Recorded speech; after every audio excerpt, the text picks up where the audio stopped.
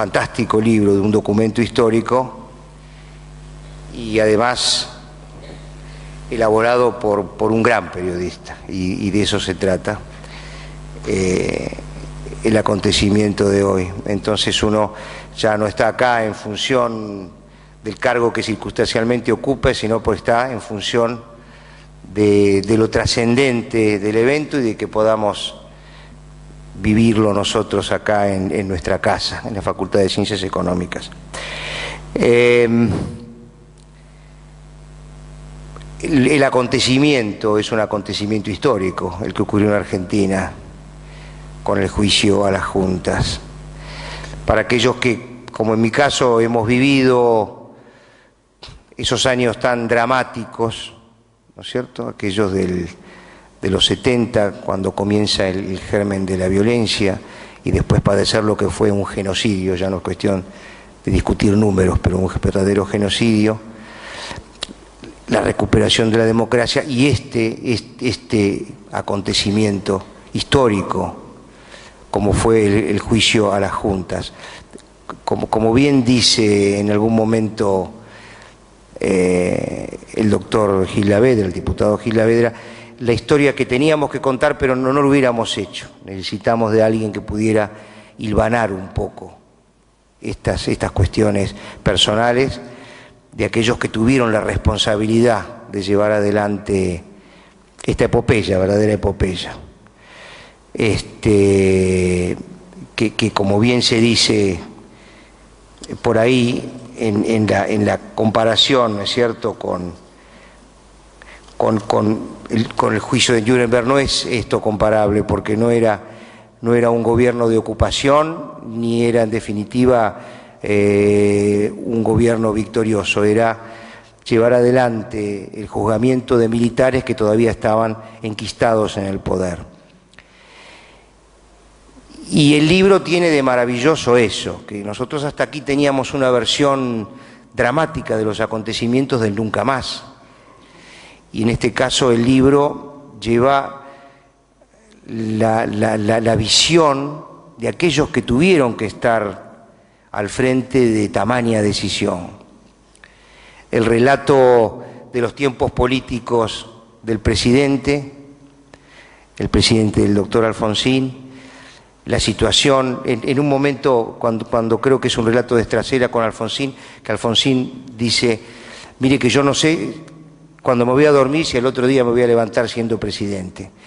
Ayer me tuvieron que hacer una intervención en La Voz, que estuve medio salido, y entonces pude ver nuevamente el video cuando Alfonsín estuvo, yo siendo decano, tuvimos el placer y el honor de contar con él en 2 oportunidades.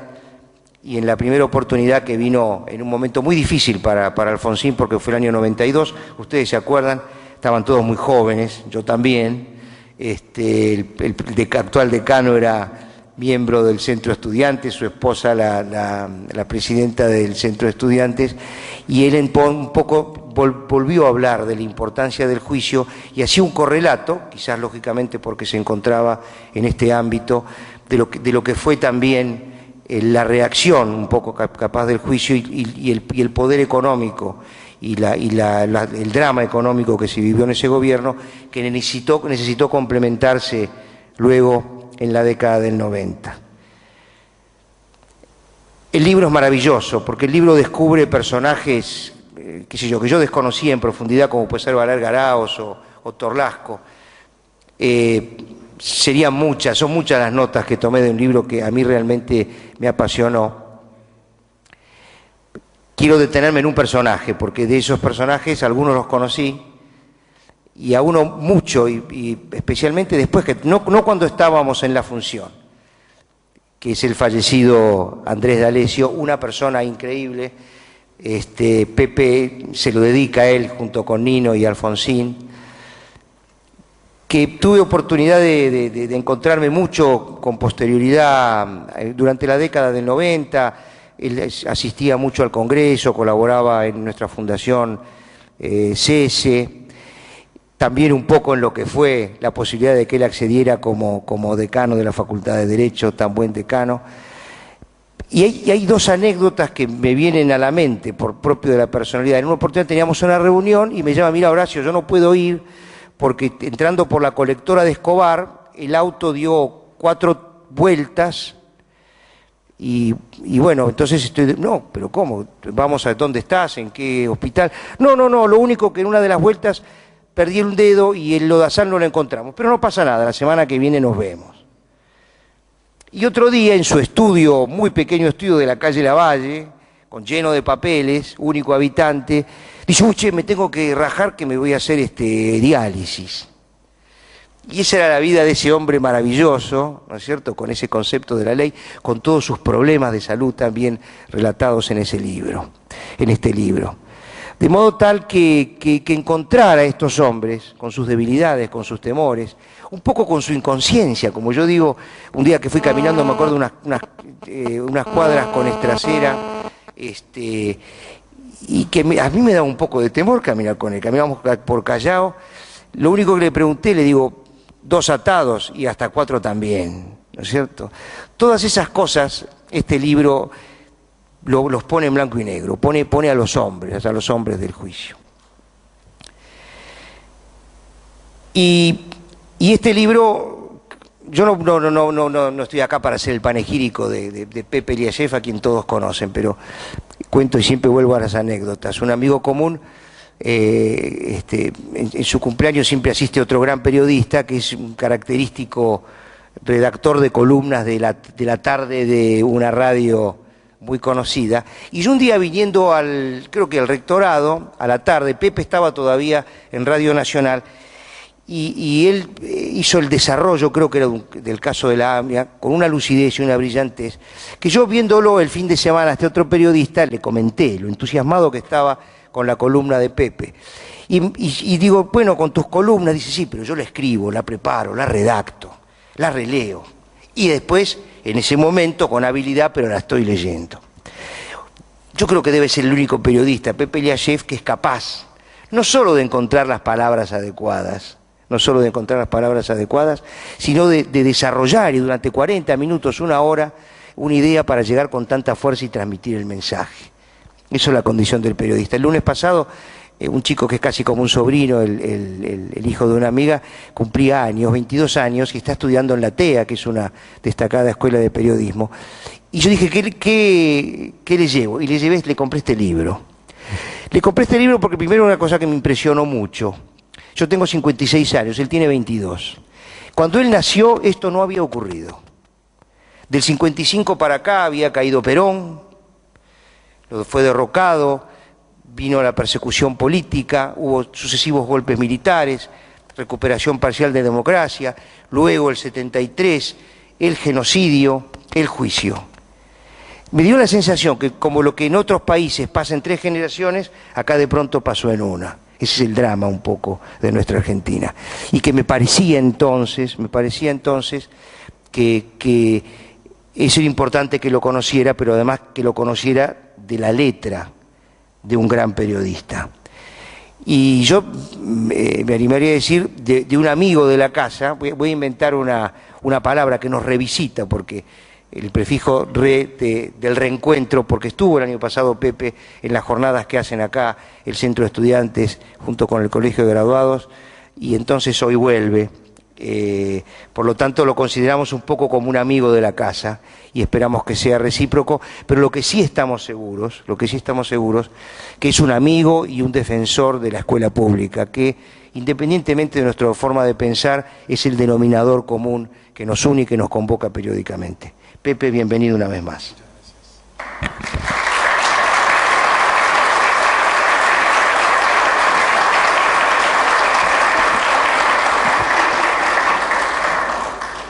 Bueno, buenas tardes y muchas gracias. Quiero agradecer, como corresponde, de una manera explícita y formal, al decano, a la facultad de esta Universidad Nacional, por abrirme las puertas de este salón para que yo haga algo que me da tanta felicidad y tanto orgullo, que es presentar un nuevo hijo mío, ¿no? Este es el 10º de los de formato libro, además tengo 2 de carne y hueso. Y efectivamente, sobre el final apareció un poco, si se quiere, el hilo conductor, la escuela pública. Yo soy un hijo de la escuela pública y un hijo orgulloso de una escuela pública que quizá hoy sea poco probable o poco posible de comparar con la que me tocó a mí, con la que tuve el privilegio de cursar. Así que cuando se produce una invitación de una universidad nacional, aún haciéndonos cargo del fenómeno tan contemporáneo, de la exaltación de las pasiones, de los ribetes partidarios que tienen a veces hoy en la Argentina las luchas ideológicas, sigue siendo, digo, aún en esa tesitura, sigue siendo una casa de estudios que no en vano lleva el nombre de universidad, nombre que propone un pacto de pluralidad.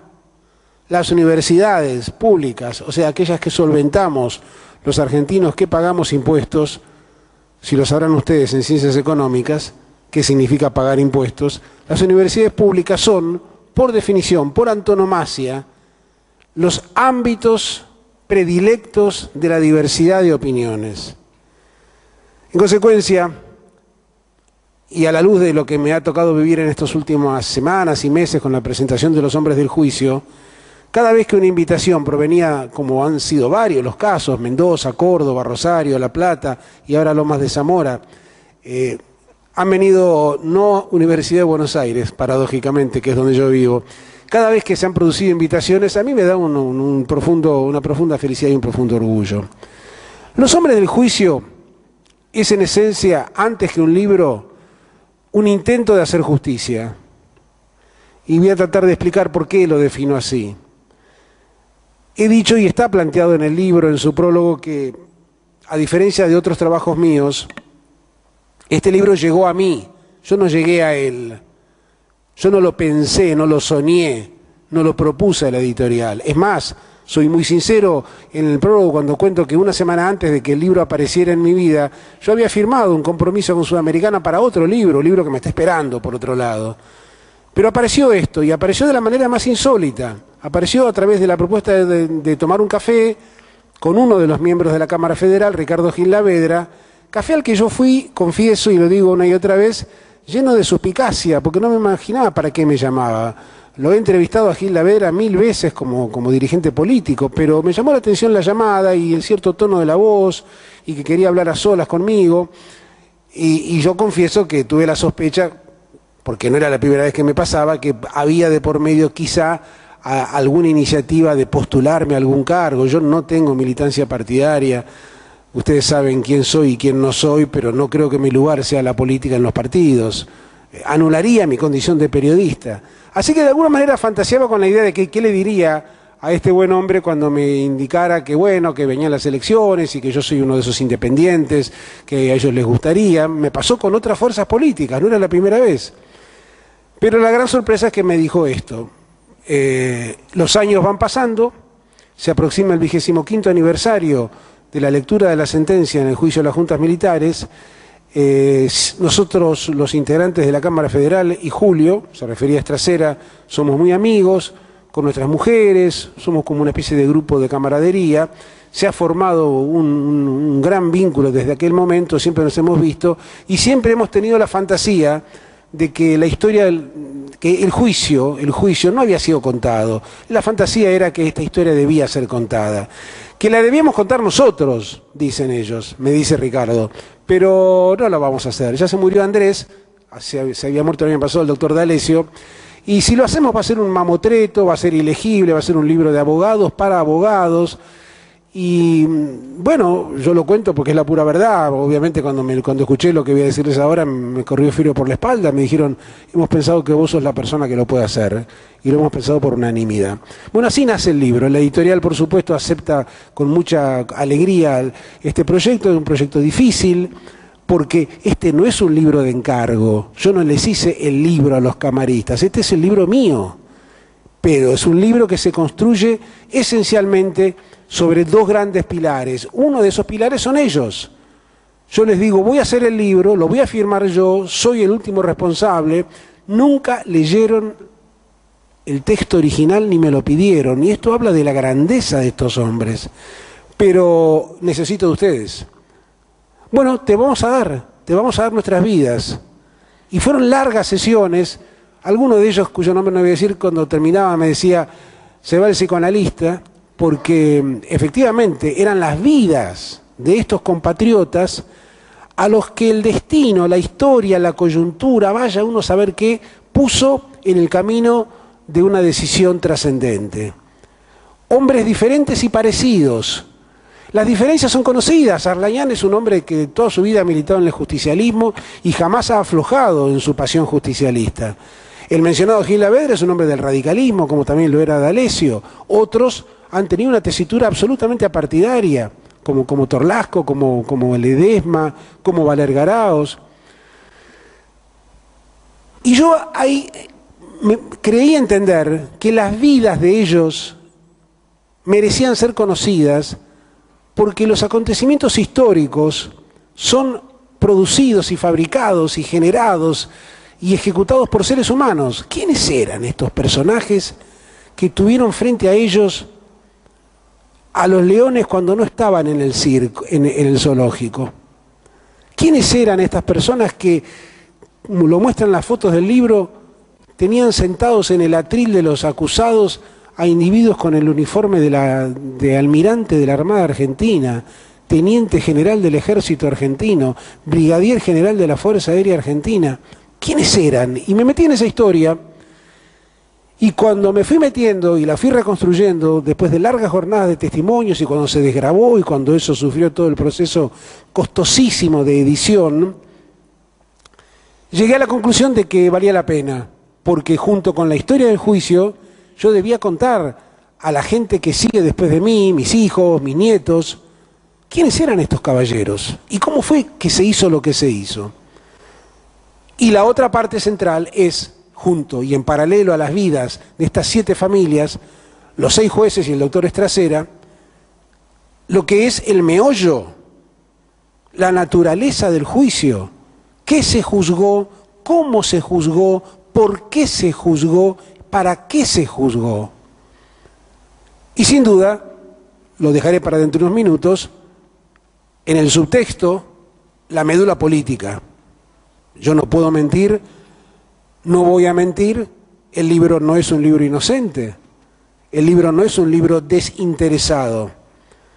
Si bien llega a mí de una manera casual, porque yo no me lo había propuesto, llega a la persona que como periodista y como ciudadano y como hombre que estuvo en el exilio 10 años, se sentía profundamente agraviado, me sentía profundamente agraviado cuando escuchó que desde la más alta investidura de la República, la más alta investidura de la República, se afirmaba que en la Argentina había habido impunidad y que la democracia debía pedir perdón por la impunidad. Yo sabía que no había habido impunidad. Supe que había habido tropiezos, supe que había habido retrocesos, supe que hubo indultos, pero ningún indulto, que fue la más grave de las medidas tomadas en democracia, conseguía, a mi modo de ver, anular, liquidar, desaparecer el hecho absolutamente fundacional de que esta banda de militares desprovistos de escrúpulos y de valores y de principios y de toda aspiración ética, habían tenido que rendir cuentas y esto había cambiado la Argentina, la había dado vuelta como un guante. Yo había percibido en mis investigaciones y en mi lectura apasionada de todo lo que pude encontrar de la época, además de las conversaciones con ellos, yo había percibido y había llegado a la conclusión, y lo digo y lo sostengo y lo defiendo, de que el juicio a las 6 juntas militares de la Argentina, a los excomandantes, fue la mayor hazaña civil de la sociedad argentina. La mayor hazaña civil de la sociedad argentina. ¿Por qué? Por varias razones. Por varias razones. Y esas razones son tan poderosas, y trataré de resumirlas, que para mí era literalmente irrespirable convivir con una sociedad que comenzaba lentamente a olvidar este hecho fundacional, tratando de menoscabarlo, de reducirlo, decir sí, pero hubo obediencia debida, pero hubo leyes del olvido. Cuando el presidente Alfonsín asume la primera magistratura de la Nación el 10 de diciembre de 1983, y esto me da la sensación que uno lo tiene que reiterar hasta el hartazgo, sobre todo, como decía el decano, a los más jóvenes, a aquellos que sencillamente nacieron después del juicio. Cuando el presidente Alfonsín dice "sí juro", faltaban 7 años para que abandonara la presidencia el dictador Pinochet. Nuestros países vecinos, Uruguay y Brasil, vivían todavía en regímenes de facto. Uruguay ingresa a la democracia con el fuerte apoyo de la Argentina de aquel entonces, con el gobierno del doctor Julio María Sanguinetti, y al año siguiente, en el 86, un plebiscito en el Uruguay vota la anulación de la pretensión punitiva del Estado. Quiere decir, el pueblo uruguayo convocado a plebiscito dice: no vamos a juzgar a los responsables. La dictadura brasileña termina en 1990, cuando ya era presidente el doctor Carlos Menem. En aquel año 83, cuando en las primeras 72 horas de su presidencia Alfonsín firma no el decreto, sino los decretos, ordenando el inicio de los procesos judiciales a las juntas militares y a los principales dirigentes de las organizaciones guerrilleras. ¿Qué era el mundo? ¿En qué consistía el mundo? ¿Quién era presidente de los Estados Unidos? Ronald Reagan. ¿Quién era primera ministra vencedora de la Argentina de Gran Bretaña? Margaret Thatcher. Faltaban 6 años para que cayera el muro de Berlín. El apartheid en Sudáfrica, nadie imaginaba ni en su sueño más delirante que pudiera desaparecer de la noche a la mañana como desapareció. En ese mundo, en una América Latina poblada de dictaduras y de regímenes militares, con unos Estados Unidos que habían apoyado sistemáticamente a las dictaduras militares, la Argentina elige un gobierno cuyo candidato triunfante había dicho: parte de mi programa implica que no haya impunidad. ¿Pensaba acaso Alfonsín que era posible juzgar y condenar a 6, 7, 8 mil oficiales de las Fuerzas Armadas? Nunca lo dijo. Nunca lo dijo. Es más, el libro demuestra con mucha variedad documental que el proyecto que falla, que tenía el doctor Alfonsín, era que los militares se juzgaran en su propio seno, que el Consejo Supremo de las Fuerzas Armadas lo juzgara. Esto fracasa. Y acá aparecen estos señores. La Cámara Federal es integrada a fines de diciembre del 83 porque correspondía, porque era un nuevo gobierno, había que nombrar una nueva Corte Suprema, nuevas cámaras federales. Ellos no sabían ni Arlanián, ni Gil Lavedra, ni ninguno de ellos, que les iba a tocar nada menos que el juicio a los excomandantes. Cuando el Consejo Supremo de las Fuerzas Armadas, esto es historia pura, ratifica de una manera cobarde que no va a juzgar a los comandantes, la causa, la famosa causa 13, que así se llamó, cae en manos de estos jueces y le toca la acusación fiscal al doctor Estracera. La historia, como se demuestra en todos los casos que uno quiere estudiar, siempre tiene una cuota enorme de imprevisibilidad, de magia, de azar, de casualidades. Casualidades, no causalidades. La idea era juzgar, pero el juicio salió de una manera que quizá no había sido prevista, porque era imposible de prever. Pero no solamente teníamos a Pinochet acá al lado, a los generales en Brasil, a la obscena dictadura militar uruguaya, ni hablar de lo que era Bolivia, de lo que era Paraguay, vivía Stroessner. No, además, cuando comienza la campaña electoral para las elecciones del 83, el presidente Reinaldo Vignone, que es el último presidente de la dictadura, cuando se anulan cuando las juntas militares se autodisuelven, firma el famoso decreto de autoamnistía, que dice explícitamente que será imposible juzgar a ningún hecho que se haya producido desde el 24 de marzo de 1976 hasta el 10 de diciembre de 1983. Entre las primeras medidas del nuevo gobierno democrático, una trascendente que firma Alfonsín es anular ese decreto de autoamnistía. Pero es historia pura y debe ser dicho, y lo digo sin ningún ánimo de agraviar a nadie, recuperando los datos de la historia, que el candidato presidencial de la otra gran fuerza popular argentina, el justicialismo, el doctor Ítalo Luder, plantea que la posición de su partido es acatar la autoamnistía. Sin perjuicio de eso, el doctor Alfonsín, típico de su grandeza, lo propone al doctor Luder como miembro de la nueva Corte Suprema de Justicia. No acepta el doctor Luder, como tampoco acepta el Partido Justicialista integrar la CONADEP, la Comisión Nacional sobre Desaparición de Personas. En esas condiciones, con ese contexto internacional, con esa debilidad política, con unas Fuerzas Armadas que apenas se habían replegado 2 pasos, pero no habían sido derrotadas, se realiza el juicio de las juntas. Y cuando al gobierno civil le toca ratificar su intención de juzgar, lo ratifica.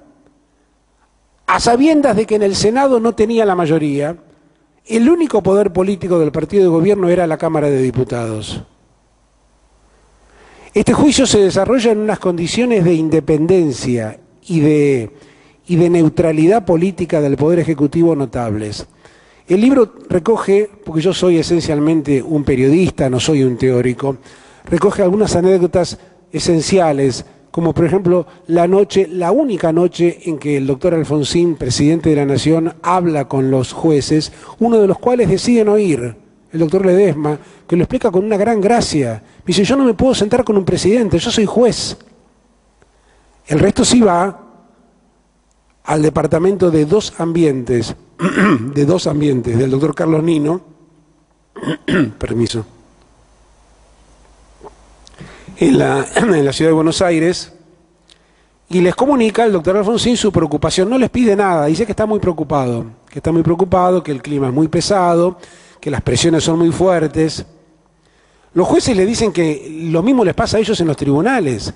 En los pasillos de los tribunales la gente dice, ustedes están locos. ¿Están seguros de que quieren hacer esto? ¿Juzgar a estas personas? Ustedes imaginen lo siguiente. Había comandantes que no solamente no peinaban canas, sino que tenían 56 años. Sus subordinados de hacía 1 año y medio estaban ahí nomás. Había un mando simbólico de tropa, había una influencia política verdadera y había además pactos de sangre entre generales, coroneles, tenientes coroneles y de ahí para abajo. En esas condiciones el juicio se realiza y el Poder Ejecutivo no pide nada, Lo único que pide es que se juzgue tal como se ha dispuesto y los camaristas y todo el aparato de la justicia argentina, que había sido literalmente, yo diría, aplastado durante los años de la dictadura, le brinda a estos delincuentes, y digo delincuentes no como un adjetivo despectivo, sino como un dato de la realidad, les brinda todo aquello que ellos no le brindaron a los millares de desaparecidos. La defensa en juicio, audiencias absolutamente correctas y neutrales, en donde la barra tiene que sentarse en la parte de arriba y está protegida por un vidrio, están protegidos ellos, y se llega así a la sentencia. Mi libro recoge 2 documentos, comenta, analiza de una manera obsesiva, porque así me tocó hacerlo, 2 documentos centrales que yo recomiendo mucho. Uno de ellos es el alegato del fiscal Estracera, una verdadera obra maestra. Yo no soy nadie para hablar de ciencias jurídicas, soy, repito, apenas un cronista, pero aprendí y hoy digo que eso es una obra maestra. Porque Estracera se encuentra con esta dificultad de la que ahora no se habla en los medios, porque 30 años después todos son muy valientes y muy corajudos. ¿Qué tiene que juzgar Estracera? O sea, ¿de qué tiene que culpar? Sienta en el banquillo a un acusado, dice, señor Emilio Eduardo Macera, argentino, documento número tal, nacido en tal año, casado, tantos hijos. ¿De qué lo acusó? ¿De violar los derechos humanos? No existe. ¿Cómo que no existe? No existe. La tipificación es la clave de un juicio en el marco del Estado de Derecho. Yo culpo o imputo o acuso en función de algo que previamente ha sido considerado una infracción. Si no hay semáforo, yo no lo puedo acusar al conductor de haber cruzado. Tiene que haber un semáforo que diga rojo, no se puede. ¿Con qué se juzga entonces? ¿Y qué juzga? Había una sola herramienta, polvorienta, viejita, previa a la era de la televisión. Era el Código Penal argentino, versión 1924. Estracera llega a la conclusión, después de escuchar 700 casos en aquel año inolvidable que fue el 85, el año de las audiencias, en donde desfilan uno tras el otro, hombres, mujeres, novias, novios, hijos, tíos, abuelos, toda la gente que había ya dado su testimonio en la CONADE, van contando sus historias. La pregunta de la Fiscalía es, ¿cómo hago yo para condenar a estos tipos? Porque mencionaba recién el decano del juicio de Nuremberg, yo le dedico un capítulo entero a Nuremberg, porque otra de las cuestiones que me ha agraviado mucho es la comparación con Nuremberg, porque no se puede comparar, entre otras cosas, porque además de ser un jurado extranjero, los jueces de Nuremberg son norteamericanos, soviéticos, británicos y franceses. Alemania no existe como entidad soberana hasta 1949, ha capitulado, se ha rendido, perdió su soberanía, es una nación ocupada cuyos criminales de guerra son juzgados por unos señores extranjeros. ¿Y de qué los juzgan a los criminales de guerra nazi? Los juzgan esencialmente de un golpe de Estado ilegal, el golpe que lleva a Hitler al poder. No los juzgan por homicidas o por genocidas. No se busca acreditar la culpabilidad, la relación directa entre un Goering, un Goebbels o cualquiera de estos criminales con tal o cual desaparición. Argentina no era esto.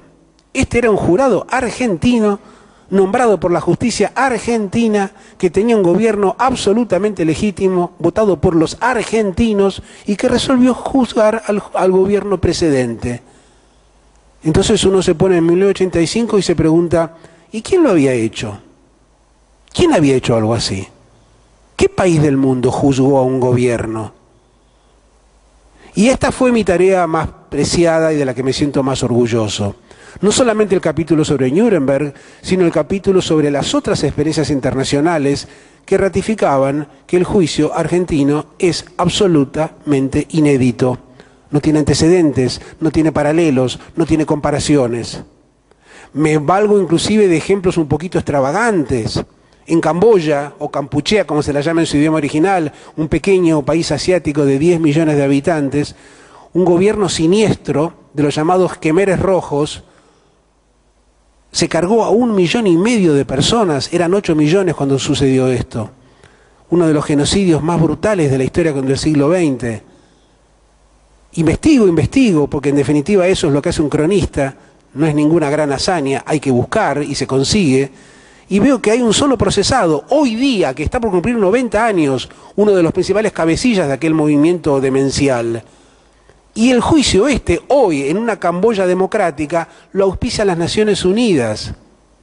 ¿Qué juzgó Grecia respecto del golpe de Estado de los coroneles del 67? Sudáfrica, un tema caro al corazón nuestro. ¿Quién no tiene admiración rayana ya en lo sobrehumano por Nelson Mandela?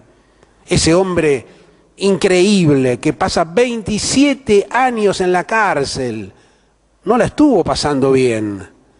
Asume la presidencia de Sudáfrica al caer el régimen de supremacía blanca y toma 2 decisiones que tampoco suelen ser recordadas y que es importante subrayar. La primera de ellas, siendo los negros el 85% de la población africana, lleva como vicepresidente del primer gobierno de mayoría negra al presidente de Klerk, que fue el último presidente blanco de Sudáfrica. Pero eso es lo de menos, eso es política. Sudáfrica adopta la estrategia de la verdad y la reconciliación. No va a haber juicios, no va a haber condenas. Verdad y reconciliación. La idea es cicatrizar las heridas de una sociedad enferma. ¿Alguien le puede negar legitimidad a Mandela? ¿Alguien puede decir que Nelson Mandela planteaba la teoría de los 2 demonios? Entonces cuando yo empiezo a recoger todos estos datos, Grecia, Sudáfrica, Kampuchea, Alemania, nuestro continente, el plebiscito en el Uruguay, lo que han hecho, lo que no han hecho Brasil y Chile, me doy cuenta que tenemos un problema en la Argentina. Ha pasado algo monumental y me parece que no nos dimos cuenta. Y acá entonces es en donde aparece la necesidad mía, que vuelco en el libro, de explicar, hasta donde puede explicar un ignorante del derecho, qué hizo la Fiscalía y cómo se los condenó. Porque ese Código Penal me permitía a mí condenar homicidios, vulgares homicidios, desde luego tormentos, torturas, privaciones ilegítimas de la libertad.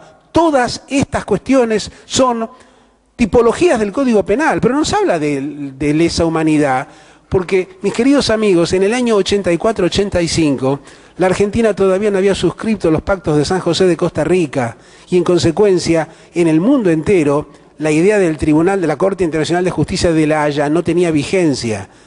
Hubo que juzgar en consecuencia. Hay una foto del libro que lo muestra el doctor Estracera con una máquina de escribir, no solamente en condiciones técnicas que hoy para cualquier estudiante de Derecho parecerían increíbles, o sea, legajos cosidos con hilo y originales tipeados en esas viejas máquinas de escribir, sino que hubo que hacerlo con un aparato jurídico que lo obligaba al fiscal a encontrar la conexión perfecta que demostrara lo que ellos me dicen durante sus testimonios. Nosotros nos propusimos que este juicio fuese absolutamente inapelable, que fuese de una perfección técnica tal que cuando decimos se condena a reclusión perpetua al señor Jorge Rafael Videla por la comisión de, no me acuerdo la cifra de memoria, 78 homicidios, 56 privaciones ilegítimas de la libertad, uno se preguntaba automáticamente, ¿cómo 78 homicidios? ¿Macera fue y con sus manos mató a alguien? ¿Videla asesinó a alguna persona?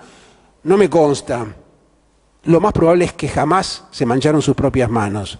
¿Pero torturaron ellos a alguien? No me consta, no pondría mis manos en el fuego. Además, Macera ya ha muerto. Pero lo que el fiscal interpreta es que existe la noción de la autoría mediata. Quiere decir que los comandantes, como titulares de sus fuerzas, eran responsables si la Fiscalía conseguía demostrar la cadena de mando de estos hechos aberrantes. Nada de esto veo yo que hoy forme parte del debate argentino. Hoy no nos asombramos de las condenas de prisión perpetua para todos los esbirros de la ESMA, condenas que se conocieron hace creo que un par de semanas, y que salen de una manera previsible y automática, meritoria, porque si los juicios se han reabierto es porque hubo alguna vez juicios en la Argentina. Este es el dato central, que habla de la continuidad que se intenta romper por mezquindad política. En definitiva, en consecuencia, para no extenderme mucho más, el libro lo que se ha propuesto es esto.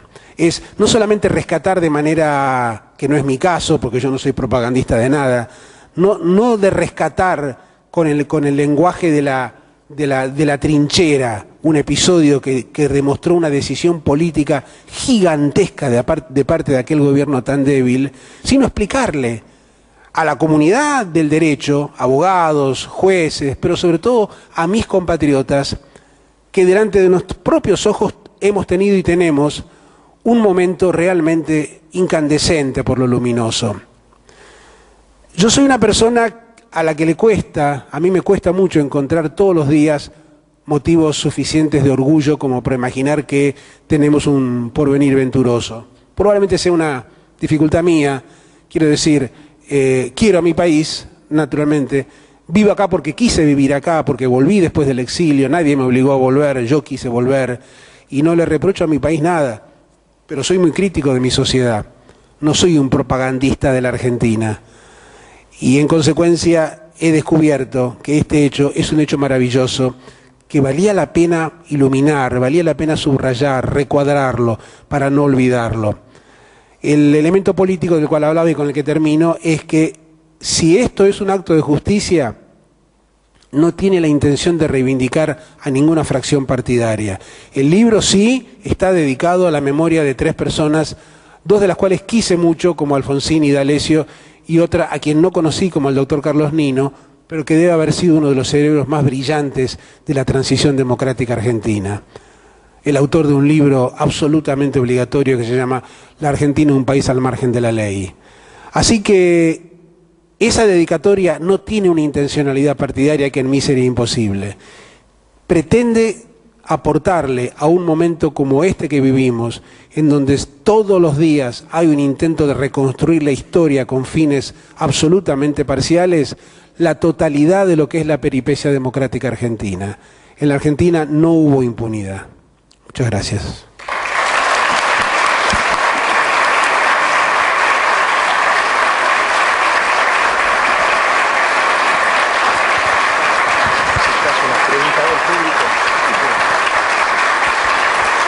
Bueno,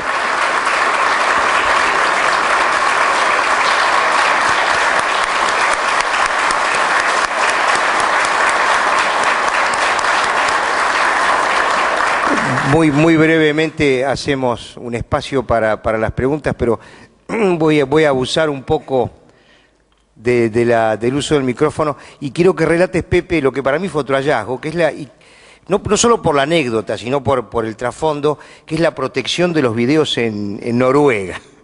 Porque eso es, más allá de la anécdota, demostrar las circunstancias de precariedad que tenía la democracia en ese momento, cuando habla del gobierno débil, que hubo que trasladar esos elementos a otro país. Está bien, es un capítulo que yo hice con mucho cariño, porque además me fui a la Embajada de Noruega. Me cuenta uno de los... Todos me lo contaron, pero uno de ellos con muchos detalles me dice, vos sabés lo de Oslo, ¿no? ¿Lo de qué? Lo de Oslo. ¿Qué? ¿La capital de Noruega? Sí, ¿qué pasó? Entonces me cuentan la historia. Luego de la sentencia, diciembre del 85, ustedes saben que ya en el 86 tenemos la Semana Santa, el primer motín de los Carapintadas. Nadie daba un peso por la democracia argentina. Yo entre ellos, como periodista mucho más joven de lo que soy ahora. Y vivíamos una situación de enorme angustia, de enorme imprevisibilidad. Ese gobierno, el gobierno de Alfonsín, no tenía capacidad represiva.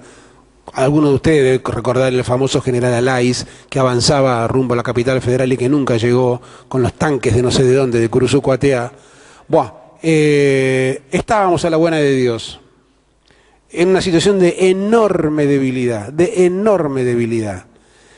Y se acerca a los jueces un conocidísimo penalista argentino que justo falleció un poquito antes que yo terminé el libro, alcancé a poner una nota sobre él, el doctor Bernardo Beiderman, que integraba en aquel momento una cosa que se llamaba Asociación Internacional, creo, de Juristas, de Penalistas, una entidad de profesores y de académicos muy prestigiosos, con sede en aquel momento en Noruega. Y él les dice a Beiderman, muchachos, puede pasar cualquier cosa en la Argentina. Y entonces, y hay que proteger. Bueno, sí, pero ya era una sentencia firme. Estaban detenidos, estaban presos, condenados estos tipos. Hay que ponerse en la época. El indulto de 1990 pone en libertad a Macera y a Videla.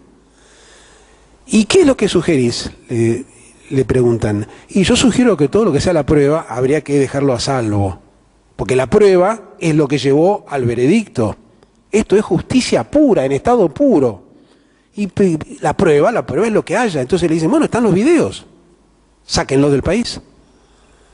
Entonces hace una gestión con la academia con este Instituto Internacional, que les dice que con todo gusto va a recibir toda la copia documental del juicio en la Argentina para que quede salvaguardado de cualquier eventual regreso a la época militar. Y créanme que no era paranoia. 86, 87 y 88, aquel gobierno tuvo el aliento en la nuca. Y como si fuéramos pocos, se le ocurrió tener familia a la abuela, porque en el 89 tuvimos un ataque acá en La Tablada que dejó 42 muertos.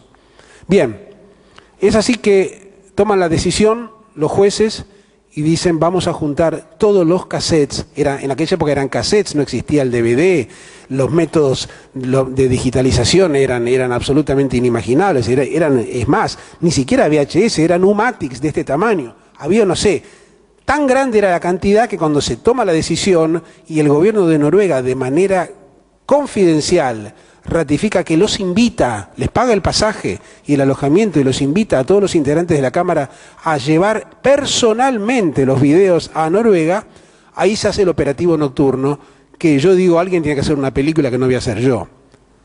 Cada uno de los jueces con su respectiva pareja, con sus respectivos autos, se dan cita en el Palacio de Tribunales, ahí en la calle Talcahuano, para retirar, cada uno en una bolsa, como las bolsas de residuos, una cantidad de cassettes.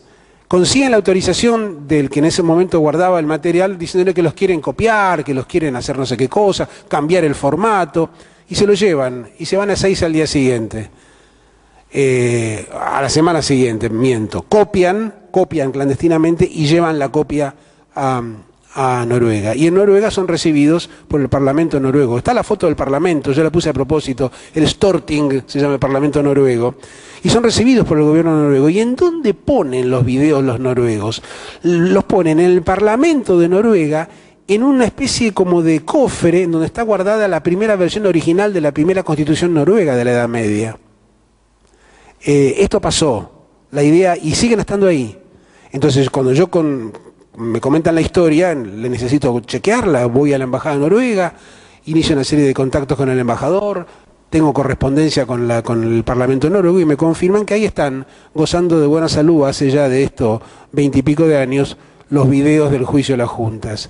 Que esto sirva, y está bueno el recordatorio que se hizo, para que una vez más los más jóvenes traten de recomponer lo que era la Argentina de los años 80. Hubo que sacar del país las pruebas de aquel juicio para que no existiera siquiera la hipótesis de que desaparecieran también las pruebas, como habían desaparecido más de 9.000 personas documentadamente. Bueno, esa es la anécdota, me pareció que era importantísima que quedara en el libro. Así que yo no sé si alguien quiere hacer algún aporte, ya es un poco tarde y... Si vamos cerrando, bueno, se ha hecho quizás un poco tarde. Pepe, nuevamente gracias a todos ustedes, y bueno, realmente es un gran placer para nosotros encontrarnos con este gran periodista y sobre todo con este documento, que es un documento histórico. Gracias a todos. Bueno, muchísimas gracias, muchas gracias a ustedes. Siento que esta es mi casa, realmente, gracias.